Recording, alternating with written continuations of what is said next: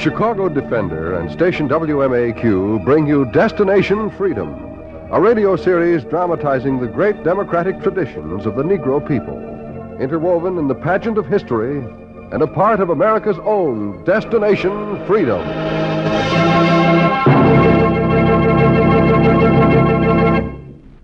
Today, Destination Freedom tells the story of Toussaint Louverture, the liberator of Santo Domingo, in a chapter entitled Citizen Toussaint.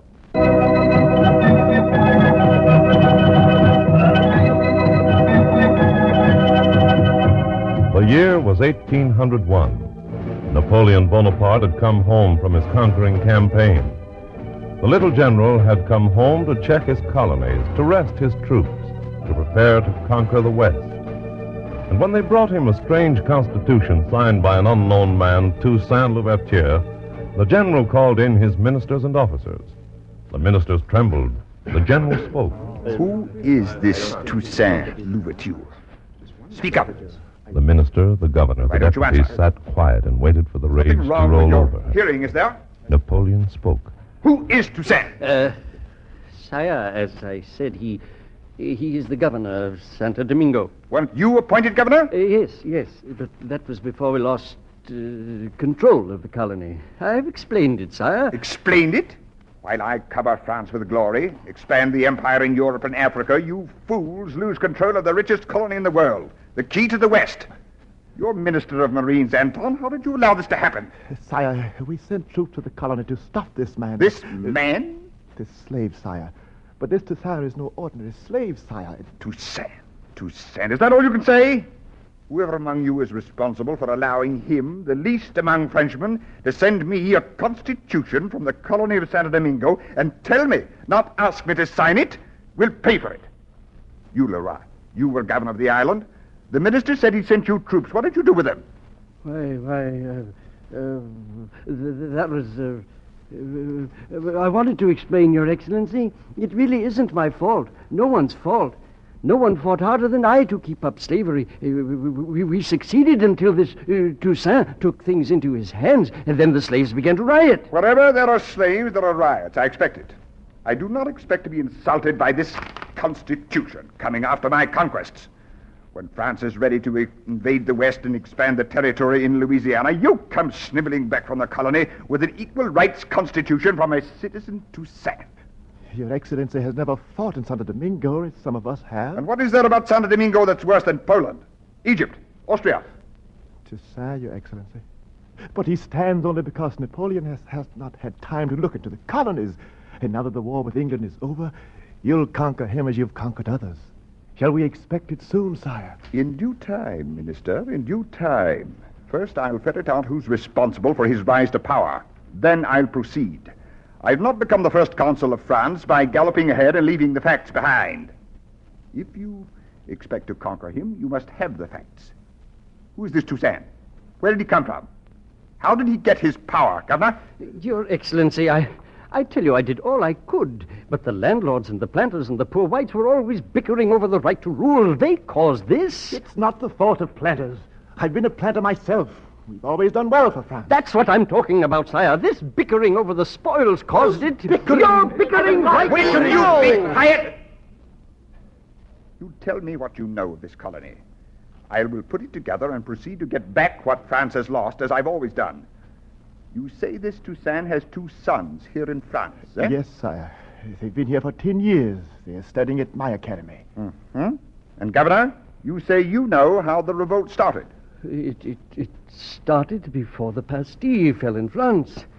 Someone smuggled the slogan, liberty, equality, fraternity, into the island. That was the first piece they put into the Constitution. That decided this Toussaint, they say, to send his sons to France. Then the trouble came. The first consul began to fit the pieces together, the odd pieces that added up to the Constitution that lay on his table. The Constitution that first began to grow one night in Santo Domingo 10 years earlier, when the priestess Dumbrella drove a cart full of gourds and 2 tall boys to the seashore and stopped. Paul, Léon, wake up. This is where you get off. Toussaint told me to bring you here. I've done it. A ship will pick you up. Are you ready? If Father wants us to go, we'll go. But, Dumbrella, why do we have to leave the island? Every night Father goes out in the mountains to meet the slaves. Now he wants us to leave. Well, I am glad. Your father has business that's handled best where no one can hold his sons as hostages. What is he going to do? You ask too many questions. I've done what I promised. Go to Paris. You'll be free. Do what you want, but don't forget Toussaint, your father. How can we forget Father? Don't forget what he's fighting for, no matter what they tell you in France. Now, go. I'm late delivering my goods. Dumbrella, Yes? what's in the goods? Only rattles to make music. Won't you leave me one? Father told me what they say. Bless you, boy. Here, take it. Do you want one, Leon? I am too big to play with rattles. Besides, in Paris, they've got better things to make music with. I see. Now, go on. You leave as one of the last and least of the people in Santo Domingo. But when you come back, you'll be among the first. That's what the gourds say. Huh? Go on. Must peddle my gourds. And Umbrella turned back and drove her cart and gourds through the streets and the plantations and stopped at the hut of the leader of the dock slaves, Dessalines. Dessalines was patching his fence. Dessalines! Conjure woman. What do you want? Toussaint sent me with a message. Toussaint never sends anyone out empty-handed. I've got goods. I can make rattle gourds myself. Mine talk. What do they say? They say, to those who understand, come together tonight in the glade of Old Gap Mountain. Give the passwords, woman. What do the gourds say? The first shall be last, and the last shall be first. And the time has come. I'm supposed to serve drinks for the guests of the governor tonight. Let them serve their own drinks. I'll be in the glade. You'll not be alone. Toussaint wants you to strike the first blow. Here, take the gourds. Tell Christophe and Henri. Pass the word on. And the gourds rattled, and the word went around. Christophe, the first shall be last, the last shall be first. Gather in the glade at midnight tonight. Pass the word on. The first shall be last, and the last shall be first. Pass the word on. The first shall be last, and the last shall be first. The first shall be last, and the last shall be first. And on the sultry night, the leaders assembled in the glade and sat on a half circle and mapped out the new state until Dumbrella asked for the hour that the change would come about. When, Dessalines, when? You ask me? I'm only elected to lead, not to set the hour. Where's Toussaint? Why didn't he come? Toussaint is attending the sick on the waterfront. He's with us in spirit. For the work that's got to be done, we need a man's body as well as his spirit. You're a conjure woman. Did he send a message by you? He sent a message for all of us. Let the drums and the gourds speak. Toussaint will talk. In the darkness, in the glade, Dumbrella called for Toussaint, and some thought they caught his voice in the air. Brothers and friends, I have undertaken to help you avenge your wrongs, to open a new world. A world where liberty and equality will rule. Unite with me for this common cause. Pick an hour, and I'll be with you. Did you hear him? Did you? The faithful said nothing, but heard in their own hearts the echo of their own ideas, and they wondered if they dared carry them out. Now, Dessalines, you'll set the hour and the day. Very well. Toussaint has said there'll be a time when the men who live by the profit of other men's work will fall out among themselves. Toussaint thinks they'll fight to see who will reap the lion's share of what we sow. When that time comes, it'll be time to see if the black slaves in Santo Domingo can do what the white slaves did in France. Set the hour. Set the hour. Those who work in the mountain plantation shall strike the first blow.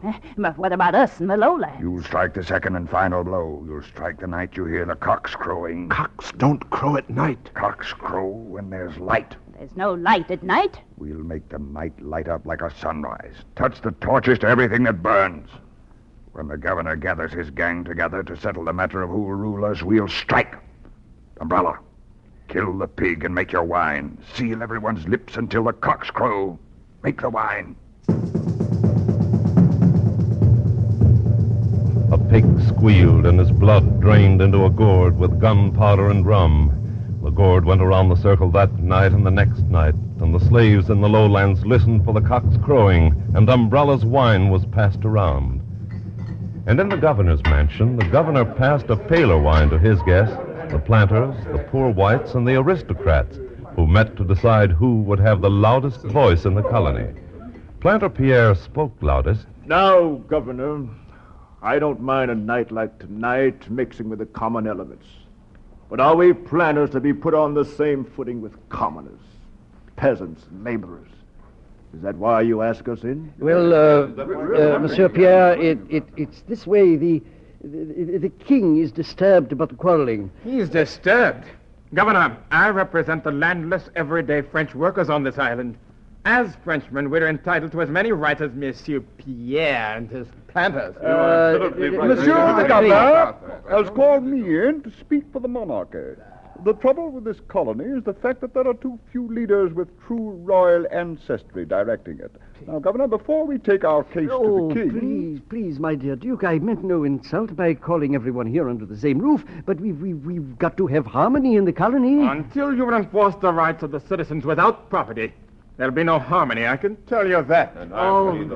You see, Governor, when you let every rabble and rowdy into the colony, you get this. You're right, Pierre. We've proposed to the governor that he ban the immigration of anyone without royal blood, except, of course, the slaves. Try and ban our people from the colony, and you'll regret the day you did it. Oh, monsieur, that's not why we're here tonight. Calm yourselves, calm yourselves. Here we rule the richest colony in the world. Look at it. An island the size of Ireland.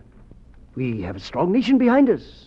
We've got at our command nearly 200,000 slaves. There are 500 plantation owners and 30,000 other Frenchmen. And we 30,000 equal the planters in every way except... Except, monsieur, you don't own anything. Remember that. Oh, no. You don't own a single solitary slave. Aren't we Frenchmen? All the same blood and race? Blood, race? Oh, I imagine so. I'll grant it you're white. Where is your property, monsieur? You've got it all. No, monsieur. I respect your positions, but France expects more out of us than bickering. Only yesterday I had to warn you not to quarrel in front of the slaves. It's bad for their morale. We've done well here, and I think as long as we have slaves, we'll do better. But I say again, too much squabbling may entice the slaves to riot. They know better. What can unarmed men do in the face of our guns and soldiers? What can they do? We've beaten down their riots before. Of course, but it's not only the slaves we've got to watch. On one side of us are the Spaniards waiting to take over as soon as we weaken.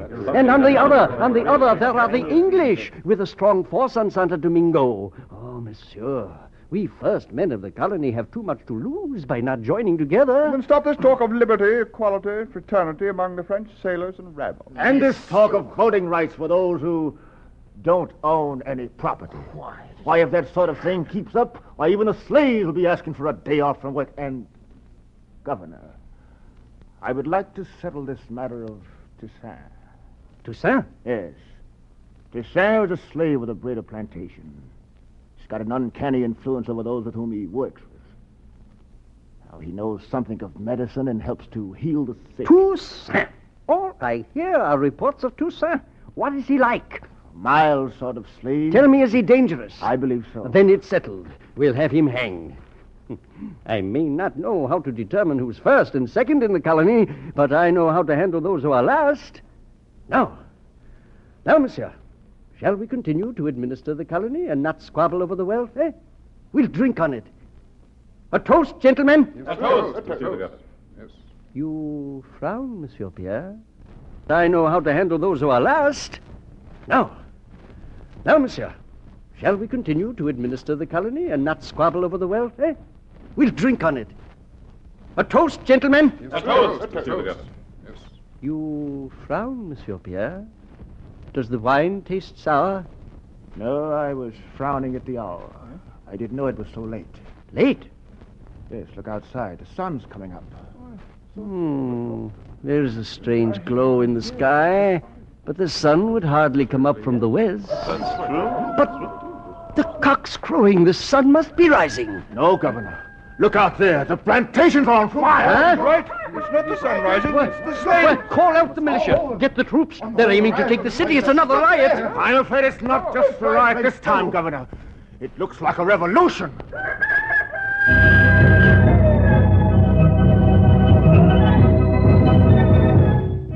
And the midnight sun rose over the island, and the last came to be first, and the first came to be last.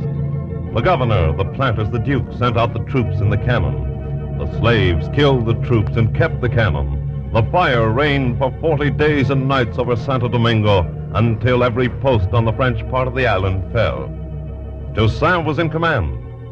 He marched to the governor's mansion in front of an army in rags and with tools for weapons. The governor and Planter Pierre watched them come. Pierre, which one is Toussaint? He'll be the one in front of the troops. Huh? That man leading them up to the gates? Is that the terrible Toussaint? It's he. But he's an old man. He's not a young hot blood, the kind of man I'd expect to see doing this. He's an old man. Well, if a little child can lead them, as Le Bon Dieu says, why can't an old man? How can an old man who's been a slave all his life lead a revolution and expect to hold out against the strongest state in Europe, eh? How can he? Sure, the governor? Toussaint is at the door. Suppose you put the question to him, not me. I am Toussaint Louverture. I am the governor. I know my troops have surrendered to you. But the King of France shall take revenge on every one of you for this. The penalty for rioting is death on the rack. I know it, monsieur. I've watched hundreds die for rioting for freedom. It's why we decided against rioting and for revolution. I've come to liberate you. Liberate me? From what? I've come to liberate you from the king, the planters from their privileges, and my people from poverty and oppression. You are used to lawmaking. I want you to help draw up new laws for the colony. Before any new laws are written, there will be troops from France here to put your slaves back where they belong. Look at your position. In a week, the British will see that the colony is weak and come in to take it. If they can get it before the Spanish come in, you and your ragamuffin army will wish you were still slaves for the French. The people will be slaves for no one, Governor. You're looking backwards, not forward.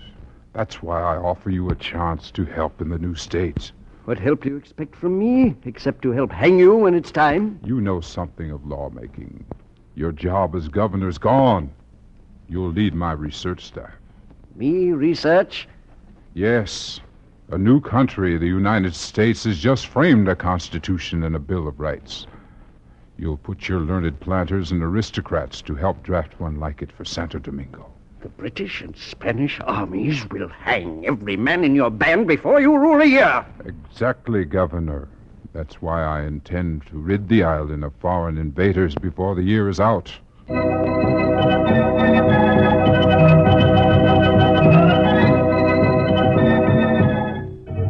And old Toussaint took his men against the Spanish army that struck against the new free men, the same freedmen who had broken the hold of the French, cut the colony from the Spanish Empire. The commander negotiated a peace with Toussaint. My king has asked me to end the war with you, Senor Toussaint. The whole eastern half of San Domingo is under your orders.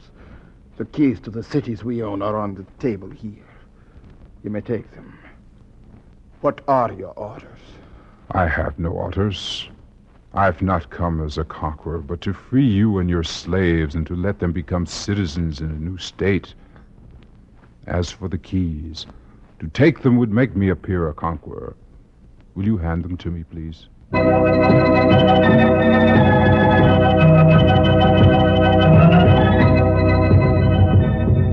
Toussaint accepted the keys, freed the Spanish half of the island, and struck with his men against the British. And again the invaders surrendered. The English admiral negotiated a truce. In 5 years' war with you, you've cost Britain 100,000 men and half a fleet. If you're willing to sign a free trade agreement, we'll pull out without blockading your ports. The island is yours. The trade agreement is yours. I'll be glad to pull out of this cursed island. You will. But, Admiral, you've lately brought in 16,000 slaves. I'd like for you to leave them behind. But, General, we've already promised them freedom in our own colonies. In this colony, freedom is a fact, not a promise. You'll leave them behind.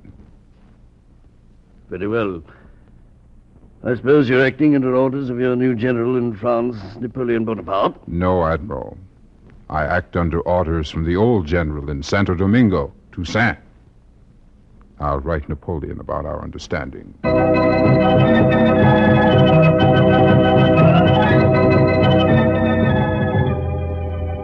The first general of Santo Domingo wrote to the first general of Europe, and there was no answer. Toussaint called in the governor to send him on a mission. Be careful, General Toussaint. Since Napoleon has been in France, the planters and old officials have begun to rise, and they expect to get their old positions back. Never mind. I have something to end old powers forever. Guard, bring in the governor. Yes, General Toussaint. You sent for me? Yes. It's taken 10 years to free this island. Now we're ready to go with the new state. You called me in to remind me of that? I called you to remind you that I once asked you to prepare the draft of a constitution for the island. A constitution that would guarantee the liberty we've just won. Do you remember that, Governor? I remember it. We drew up a constitution. You rejected it. You rejected too many people as citizens. We've had the electors draw up the Constitution. What do you want me for? You've been selected, Governor, to take our Constitution to France. Me? To France? We'd like to get Napoleon's approval. Will you take it? I'll take it. You'll get more than the general's approval, Monsieur Toussaint. You'll get the butt of his revenge for your impudence in the colony. All Europe is afraid of Napoleon. When he has time, he'll take care of the upstarts in the colonies. Tell Napoleon we ask him to confirm the Constitution of the new state. And if he doesn't? Then we'll confirm it ourselves. Toussaint, believe me, if you want to be in power, do not upset Napoleon Bonaparte. Nothing will do it quicker than an equal rights constitution. The new regime could never allow that. It'd be your death warrant. The wrath of Napoleon is not to be laughed at, but feared. I fear God, Governor, but I fear no man. Take the Constitution to Napoleon. We still have legal ties to France. We'll observe them. And while you're in France, Governor, tell my sons it won't be long before they can come home to a new free nation. Go on, Governor. The governor took the Constitution to the conqueror Napoleon. It lay on the general's desk while ministers sat quiet and his anger raged. Then the little general spoke and the ministers relaxed. There's no time to punish the officials guilty of allowing a slave like Toussaint to grow bigger than the colony. There is only time to recover what we've lost. General Bonaparte, you're right as usual. If we lose Santo Domingo, we lose Louisiana. If we lose that, The colony will not be lost. I'll see to that. Before we expand from Louisiana, the island of Santo Domingo must be secure. Now, it won't take much to crack this desire, sire. With his ragamuffin army, it'll be easy. Attack with a few of our best ships, he'd collapse in a week. You're right about it. The general listened. The general considered. Then he decided. We prepare for war. Yes, sire. I'll answer this Toussaint. Prepare a letter telling him Napoleon is still considering his constitution. Praise the work he's done in making the island prosperous. Yes, sire. Then we'll prepare for war the Bonaparte way. Where is Leclerc, my brother-in-law? Here, sire. Since the day you married my sister Pauline, you've been too busy to give her a honeymoon, Leclerc. I've been fighting in your campaign, sire. Yes. And for that, I'm going to reward you with the rule of the richest colony in the world, Santo Domingo. We're preparing now to recapture it from this Toussaint? You've heard of him, too? Sire, the English and Spanish armies speak well of him. They say he's trained an army that's stronger than any in Europe. They say... Do they say his army is better than Napoleon's? That's impossible. It's better. You will command the expedition. Yes. I'll take care of the directions of the Army and Navy. Altogether, you'll have 80 ships and 60,000 men. It'll be the largest fleet in history. Can you handle it? Yes, sire, but this Toussaint, they say The that devil he- with what they say. The hope of an empire is at stake. Will you let an old ex-slave block us? I think I understand this man, Toussaint. He has 2 sons who are studying in the academy. After I speak to them, you will carry them to talk to their father. Meanwhile, I'll assure Toussaint that you come as a protector, not as an invader. But whatever you do, get Toussaint off the island, dead or alive. After you have conquered the colony, there'll be time to restore slavery. Get your squads ready. I'll direct you.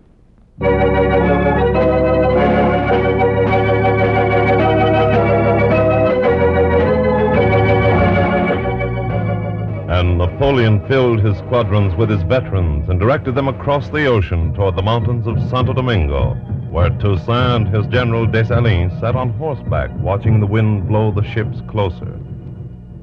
Dessalines, Yes, Toussaint. would a man who wants peace come with 80 ships, or would a man who wants to restore slavery? What can we do, Toussaint? What can our few thousand men do against a fleet like that? We can drive them off.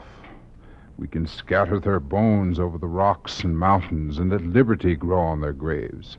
This island's free. It will stay free. Well, how can we do it against a trained army? Come with me. You'll see how. They think they're only coming to gain glory by crushing natives armed only with spears and shields. Come with me to the interior. I've trained every man on this island to maneuver and use a gun. Let them shoot.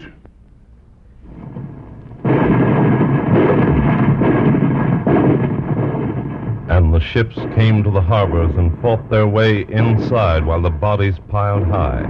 And Toussaint's men put the torch to everything that burned and retreated to the hills and struck out again and again until the trained troops of Bonaparte began to fall apart. And the sons of Toussaint were sent off to find their father and to plead with him. And they came upon him sitting upon a rock in a mountain glade. Father. My sons, why did you come here? Napoleon sent us, Father. Why did he send you here at a time like this? Father, we have a letter for you from Napoleon. They want me to tell you what people in France think of you. Now, I've talked to Napoleon, and he says you're foolish to fight against his army. Nobody wins against Napoleon, and you're an old man. Yes, I'm getting old. Then come to terms with Napoleon, Father. All he wants is peace. He said so. What are you fighting for here? I see they have trained you well, Leon. I thought my sons would understand that I'm fighting to remake human relations here, to change men and women a bit, to set up a new state. New state? You're a foolish old man. Napoleon offers you a position in his army, under his command, and you stay on this island fighting for the devil knows what. Well, Paul? Yeah? I told General Bonaparte it would do no good to talk to him. Are you going back to the ship? Paul? Are you going back to Napoleon? No, Leon. I'll stay with Father. He's my Napoleon.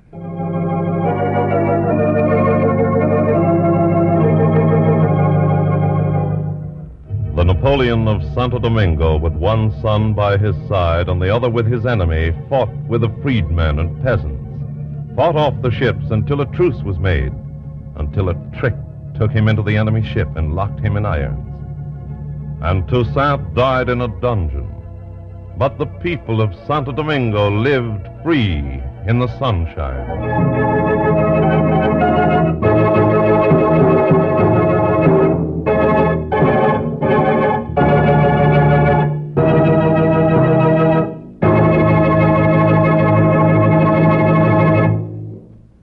You have just heard Destination Freedom's dramatization of the story of Toussaint Louverture, brought to you by the Chicago Defender newspaper and station WMAQ's Department of Education. Destination Freedom is written by Richard Durham and produced under the direction of Homer Heck.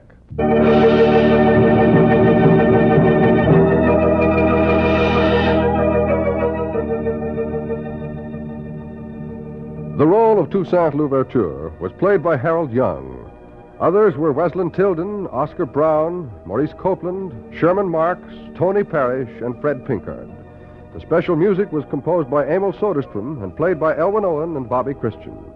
This is Hugh Downs, inviting you to be with us again next week at this same time for another in our series on the Negro in Democracy. Destination Freedom.